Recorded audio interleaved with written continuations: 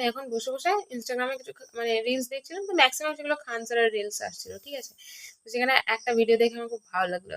তো সেখানে খান স্যার বলছে কি যে পণ চাইলে কেউ কি করা উচিত, ঠিক আছে। তো আমি তো ভেবে নিয়েছি এমনিও আমার দ্বারা কিছু হবে না, বাবা মা যেখানে গতি করবে সেরকমই আর কি, সেই দিকে যেতে হবে। তো এই জন্য ওই যে ভিডিওটা আমি আরো খুব ভালো করে দেখেছি। তো আমার মতন যারা আছিস তোরা তারাও খুব ভালোভাবে শিখে নে জিনিসটা।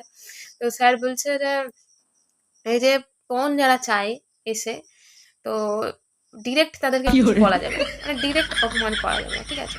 তো ইনডিরেক্ট ভাবে কিভাবে বলা যাবে, তো ইনডিরেক্ট ভাবে বলার জন্য তো স্যার বলছে যে যখনই পণটা চাইবে তখনই দেখে নেবে যে যারা এসছে তারা কতজন এসছে, ঠিক আছে, ফ্যামিলি মেম্বার কতজন এসছে, ছেলের বাড়ির দিক দিয়ে কতজন আছে।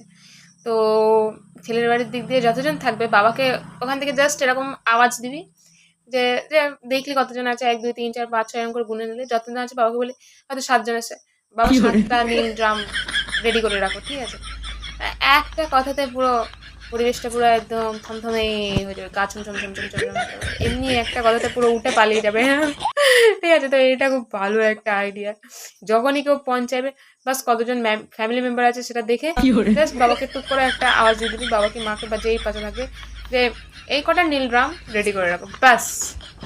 আর